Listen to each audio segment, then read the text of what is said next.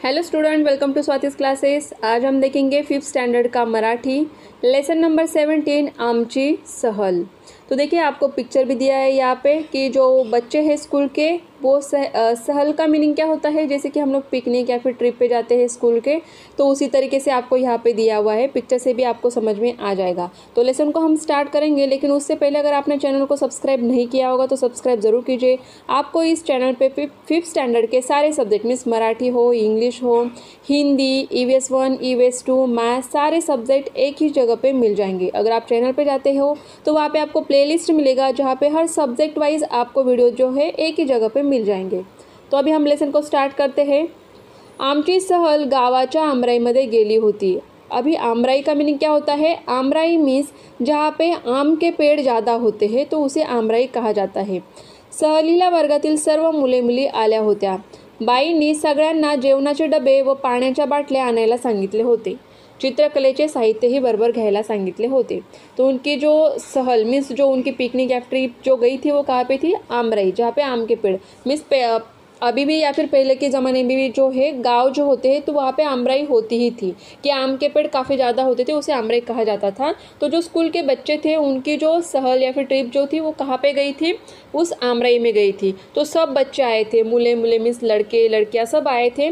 और बाई मीन्स क्या, यहाँ पे जो उनकी टीचर थी उन्होंने क्या कहा था कि सब लोग क्या लेके आएंगे, जेवणाचे डब्बे मीन्स खाने के लिए टिफ़िन लेके आएंगे, पानी की बॉटल लेके आएंगे, और उसके साथ साथ चित्रकला मीन्स ड्राइंग के लिए जो भी सामान लगता है वो भी उन्होंने लेके आने के लिए कहा था।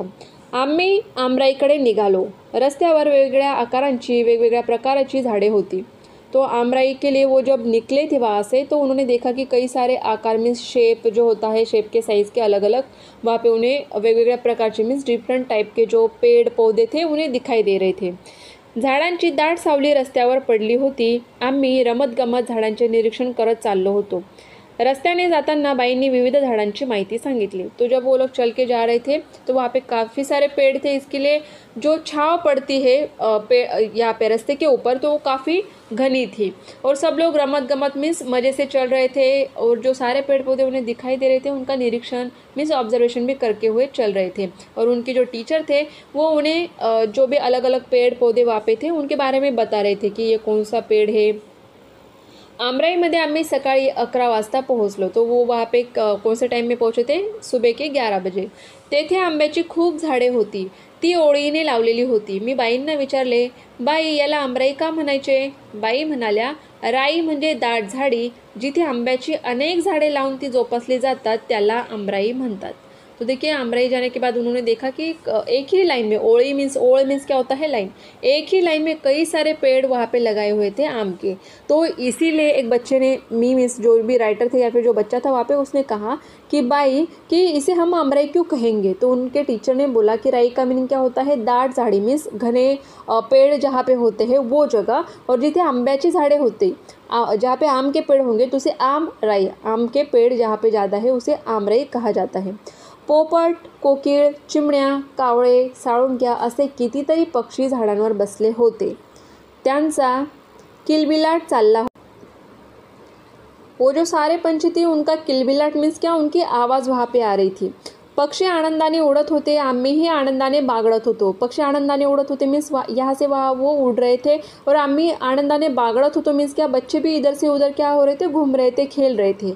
आम्ही लपाछपी, शिवना पानी, ऊन सावली ऐसे खेल खेलो। तो ये कुछ खेल होते हैं जो लोग बच्चे खेलते हैं, लपाछपी, लुका छुपी जिसे कहा जाता है, शिवना पानी, ऊन सावली, तो इस तरीके के खेल वो वहाँ पे खेल रहे थे। वाऱ्याने पडलेल्या कैऱ्या गोळा केल्या, सगळ्या कैऱ्यांचा चट्टामट्टा केला, आम्ही सहभोजन केले। तो आमराई मीन्स आम के पेड़ थे वहाँ पे, तो हवा के कारण जो कच्चे आम जो होते हैं, कैरी गिरती है, तो उन सबको उन्होंने क्या किया था, इकट्ठा किया, और उसके बाद चट्टा मट्टा मीन्स क्या, उसे खा लिया। आम्ही सहभोजन केले, सहभोजन मीन्स क्या, सब लोग साथ में आके उन्होंने क्या किया था, वहाँ पे खाना खाया था। त्यानंतर बाईंनी आम्हाला चित्रे काढायला सांगितली। तो जो उनको बोला गया था कि चित्रकला मीन्स ड्राइंग का सामान लेके आने के लिए, तो सारे बच्चों को उनके टीचर ने क्या कहा था, वहाँ पे ड्राइंग बनाने के लिए कहा था।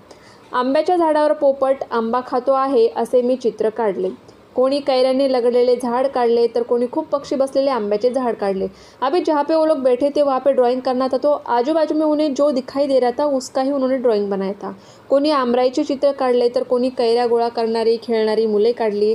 बाईंनी सर्वांची चित्रे बघितली, त्यांनी आम्हाला कैरी व आंबा यातला फ़र्क सांगितला। तो बच्चे सब लोग वहाँ पे ड्राइंग बना रहे थे, तो उन्होंने उनके आजू बाजू में जो दिख रहा था उन्हें कि बच्चे जो आम थे या फिर जो कैरी थी उसे जमा कर रहे थे, तो उनका ही ड्राइंग किसी ने बनाया। तो किसी ने वहाँ पे पंछी ज़्यादा थे तो उनका जो है चित्र या फिर ड्राइंग बनाया था।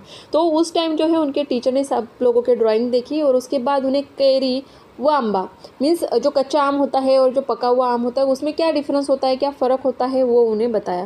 कैरीपासून आंब्यापासून बनवल्या जाणाऱ्या वेगवेगळ्या पदार्थांची नावे सांगितली। जैसे आपको भी पता होगा जो कच्ची कैरी होती है उससे हम क्या बनाते हैं, अचार बनाते हैं और भी कुछ सारी चीज़ें बनती हैं। उसके बाद जो आम होता है, आम से भी कई सारी अलग अलग चीज़ें आपने भी खाई होंगी, तो उनके टीचर ने उन्हें नाम बताए जो भी अलग अलग पदार्थ मीन्स चीज़ें बनाए जाते हैं। सायंकाळी आम्ही घरी परतलो, तो सुबह वो लोग वहाँ पे गए थे, उसके बाद शाम को वो वापस आ गए। दिवसभर खेळून बागडून आणि लांबपर्यंत चालून देखील आम्ही थकलो नव्हतो, क्योंकि बच्चों को खेलने को वहाँ पे मिला था और काफ़ी अच्छा लगता है जब आप पेड़ पौधे जहाँ पे होते हैं वहाँ पे घूमने के लिए जाते हैं, तो इसीलिए बच्चे थके नहीं थे। उलट आम्हाला खूप उत्साही, आनंदी व ताजेतवाने वाटत होते, क्योंकि अगर हम नेचर के यहाँ पे रहते हैं, पेड़ पौधों के साथ रहते हैं, तो काफ़ी ताज़े तवाने मीन्स हमें फ्रेश लगता है। तो उसी तरीके से उन सारे बच्चों को काफ़ी अच्छा लग रहा था, फ्रेश लग रहा था। उसके बाद हम देखेंगे क्वेश्चन आंसर क्या दिया है। तो पहला क्वेश्चन आपको दिया है, मुलांची सहल कोठे गेली होती। तो कहाँ पे गई थी, आमराई। मुलांची सहल आमराईमध्ये गेली होती। सहलीला जाताना मुलांनी काय काय सोबत नेले होते, तर जेवणाचा डब्बा, पाण्याची बाटली आणि ड्रॉइंग चित्रकलेचे साहित्य। बाईंनी आमराईचा अर्थ काय सांगितला, की राईचा अर्थ काय होतो कि दाट झाड़ी, आणि आमराई का मीनिंग क्या बताया था कि जहाँ पे ज़्यादा आम के पेड़ होते हैं तो उसे आमराई कहा जाता है। आमराईमध्ये मुले कोणती खेळ खेळली, तर लपाछपी, शिवना पाणी आणि कुठला खेळ, ऊन सावली। नेक्स्ट क्वेश्चन, ऊन सावली, शिवना पाणी यासारखे तुम्ही कोणकोणते खेळ खेळता त्यांची माहिती सांगा। तो जो भी आप खेल खेलते हो, अगर ऊन सावली है, शिवना पानी या इससे छोड़ के भी अलग कुछ खेल है आपके, तो उनके नाम आप लिख सकते हो। तुमच्या घरी आंबा व कैरीपासून कोणकोणते पदार्थ बनवतात ते लिहा। तो हर किसी का आंसर अलग आ सकता है, ज़रूरी नहीं है कि जैसे आपके फ्रेंड का आंसर है तो वही आपको लिखना है। आपके घर पे आपके पेरेंट्स को आप पूछ सकते हो कि घर पे कैरी से आंबा जो होता है, आम से क्या बनाया जाता है, तो वो उसी पदार्थ के नाम आप लिख सकते हो। तुम्ही सहलीसाठी गेलेल्या ठिकाणांचे वर्णन वर्गात सांगा। अगर आप स्कूल से किसी जो पिकनिक होती है उसके लिए गए हो तो उसका नाम आप लिख सकते हो, या फिर घर से भी गए हो अपने फैमिली के साथ तो उसका नाम लिख सकते हो। नेक्स्ट आपको दिया है, वाचा व लिहा। झाड़े वेली लावू चला, स्वच्छ हवा मिळेल आपल्याला। कि जब हम लोग पेड़ पौधे लगाएंगे तभी हमें जो है प्योर जो एयर होती है, हवा जो होती है वो मिलेगी। झाडांची घेता काळजी, फुले फळे मिळतील ताजी। अगर हम पेड़ लगाएंगे तभी तो हमें फूल और फल मिलेंगे। झाड़े लाओ अपन तरस कमी होईल प्रदूषण। अगर हम पेड़ पौधे लगाते हैं तो उससे जो है ऑक्सीजन का लेवल बढ़ता है, जिसके कारण जो है एनवायरनमेंट में, हवा में जो भी प्रदूषण पोल्यूशन होता है वो थोड़ा सा कम हो जाएगा। नेक्स्ट आपको दिया है, जो वाक्य आपको यहाँ पे दिया है उसी तरीके से आपको देख के लिखना है, तो इसमें कुछ डिफ़िकल्ट नहीं है, आप देखकर उसी तरीके से लिख सकते हो। आपके बुक में ही ऐसे दिया होगा तो उसी तरीके से आप लिख सकते हो। तो आई होप आपको ये पूरा लेसन अच्छे से समझ में आया होगा। अगर आपको वीडियो अच्छा लगता है तो वीडियो को लाइक ज़रूर कीजिए और चैनल को सब्सक्राइब नहीं किया होगा तो सब्सक्राइब ज़रूर कीजिए।